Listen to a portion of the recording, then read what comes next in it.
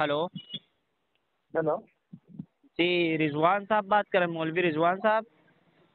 جی مولوی رضوان صاحب بات کر رہے ہیں آپ؟ بولیے. جی جی، میں رشادی بات کر رہا تھا. کہاں سے؟ جی میں لکھنؤ سے بات کر رہا ہوں. ہاں بولیے. حضرت ایک مسئلہ پوچھنا تھا آپ سے. جی جی اگر آپ کے پاس وقت ہو 10-5 منٹ تو میں کھل کے پوری وضاحت کر دوں، آپ سمجھا دیں مجھے. جی کیا بول رہے ہیں؟ جی بتائیں حضرت. ہاں بولیے نا. وقت ہے آپ کے پاس نا 10-5 منٹ؟ ہاں بولیے نا. چلیے ٹھیک ہے. حضرت بات ہے کہ میں کتاب پڑھ رہا تھا ایک، جی ہے نا. ہوں. ہلو. ہاں بولیے نا. ہاں وہ قرآن میں ہے، آیت ہے نا. میں پڑھ کے بتا دیتا ہوں. کنز الایمان، بسم اللہ الرحمن الرحیم. یا ایہا الذین آمنوا لا تقولوا راعنا وقولوا انظرنا واسمعوا وللکافرین عذاب علیم. یہ اعلیٰ حضرت کا ترجمہ ہے. صفحہ جی نمبر 32 اور 33 پر ہے جی کہ رائنا نہ کہو. جی ٹھیک ہے. جی جی ہاں نبی پاک صلی اللہ علیہ وسلم کے تعلق سے کہا جا رہا ہے کہ نبی پاک صلی اللہ علیہ وسلم کو کہ اے ایمان والو رائنا نہ کہو، اور یوں عرض کرو کہ حضور صلی اللہ علیہ وسلم ہم پر نظر رکھیں اور پہلے ہی یہ بغور سنو. یعنی کہ رائنا کہنے سے منع کیا ہے قرآن نے.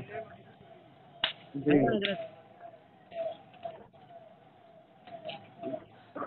اور ایک کتاب ہے گستاخوں کا برا انجام، محمد فیض جی احمد اویسی کی ہے. اس میں جی یہی آیت لاتے ہیں اور لکھتے ہیں یا ایھا الذین آمنوا لا تقولوا راعنا وقولوا انظرنا واسمعوا وللکافرین عذاب علیم. ٹھیک ہے.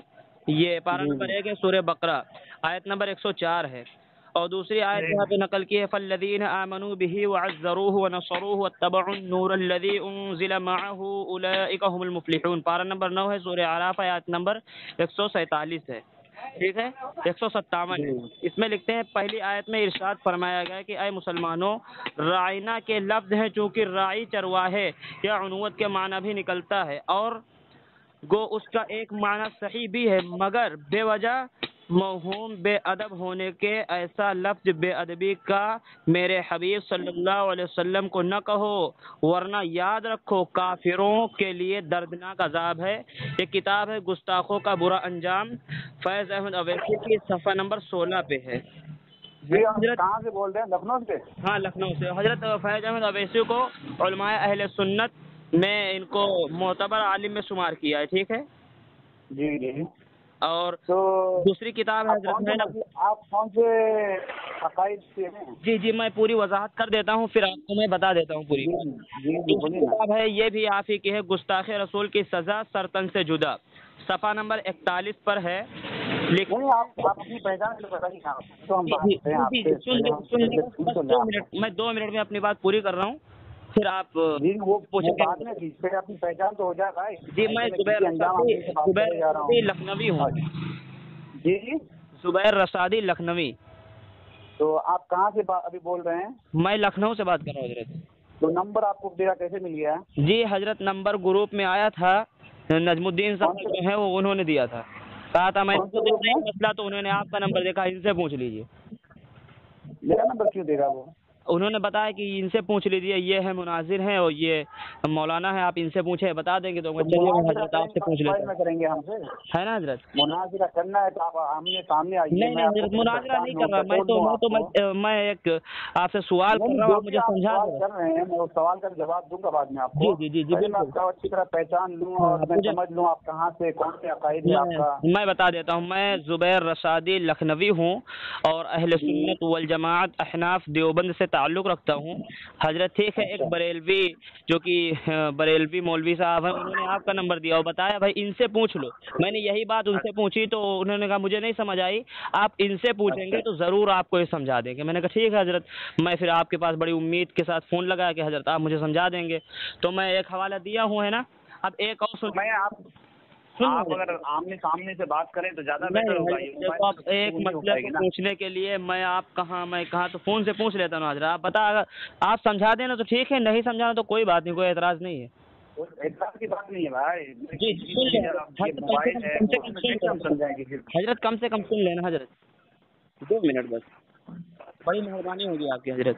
یہ ہے کتاب ہے گستاخی رسول کی سزا سرکن سے جدا, صفحہ نمبر 41 پر لکھتے ہیں. سن لیں حضرت, صفحہ نمبر 41 پہ لکھتے ہیں کہ صریح توہین میں نیت کا اعتبار نہیں. آپ کو کرنی ہو تو آپ میرے سامنے آئیے. نہیں حضرت, کم سے کم مسئلہ سن لینا حضرت. آپ اتنا گھبرائے ہوئے ہیں کہ مسئلہ ہی نہیں سن رہے ہیں آپ, ہے نا حضرت. میں گھبرایا کیوں بات, میں گھبرانے کی بات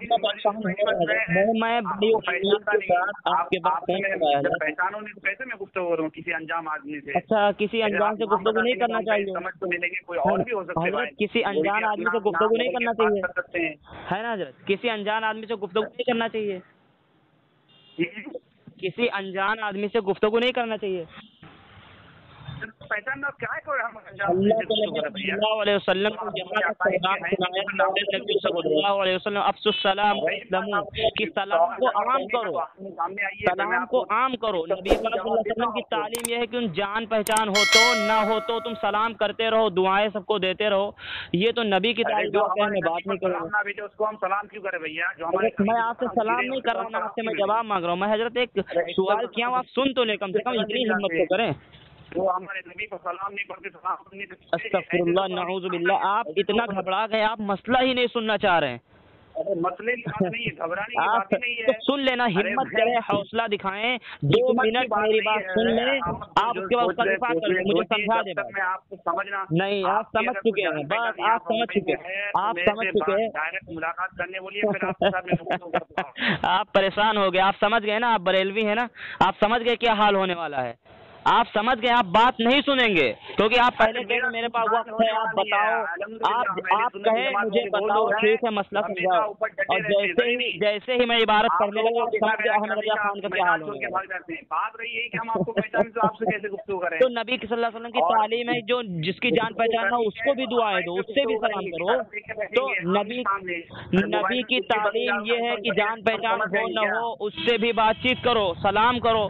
اور آپ کہہ رہے ہیں نہیں ہم نہیں کریں گے, پھر اپنے آپ کو سنی کہتے ہو. منافقت کی یہی پہچان ہے آپ لوگوں کی. استغفر اللہ, نعوذ باللہ من ذلک. یہ دیکھو بس زبان کرنا شروع کر دیا آپ نے. آپ کم سے کم سن تو لینا بھائی, سن لیں, سننے میں کیا جا رہا ہے. آپ نہ جواب, آپ سے جواب نہیں بن پڑے گا, آپ نہیں دینا. لیکن احمد رضا خان کا آپ کو واسطہ دیتا ہوں. ارے یار, ایک مسئلے پوچھنے کے لیے آپ کے آمنے سامنے آئے ہیں. آپ کہاں سے ہیں؟ میں ممبئی سے ہوں. ممبئی میں کہاں سے؟ کلیان. اب بتاؤ, میں لکھنؤ سے, آپ ممبئی سے. میں ایک مسئلہ پوچھنے کے لیے آپ سے اور یہاں لکھنؤ سے سفر طے کروں, ہے نا. میں فلائٹ کا ٹکٹ کرواؤں, 20,000 روپے کرایہ لگاؤں, پھر آپ سے ایک مسئلہ پوچھوں, یہ شریعت ہے؟ ایک مسئلہ پوچھنے کے لیے تو 20,000 30,000 روپے خرچ کروں میں. ارے بریلوی صاحب یار, اتنی ہمت نہیں ہو رہی کہ بات سن لو. ارے ہمت کر کے یار, کم سے کم ہمت کر کے مسئلہ تو سن لو. بات سن لو. رسول اس میں لکھتے ہیں صریح توہین میں نیت کا اعتبار نہیں, رائنا کہنے کی ممانعت کے بعد اگر کوئی صحابی نیت توہین کے بغیر حضور صلی اللہ علیہ وسلم کو رائنا کہتا ہے تو وہ واسمعوا للکافرین عذاب علیم کی قرآنی وعید کا مستحق قرار پاتا, جو اس بات کی دلیل ہے کہ نیت توہین کے بغیر بھی حضور صلی اللہ علیہ وسلم کو کی شان میں یہ توہین کا کلمہ کہنا یہ کفر ہے. یعنی رائنا کہنا, میں نے اتنی دلیل دے دی ہے, رائنا کہنا کفر ہے. اور یہی بات آپ کے کیا نام ہے, سید احمد سعید کاظمی الحق المبین صفحہ نمبر 19 پر یہی بات لکھتے ہیں بالکل. بلکہ علماء اہل سنت کے اندر یہ سعید کاظمی کو بھی معتبر عالم میں شمار کیا ہے, ٹھیک ہے.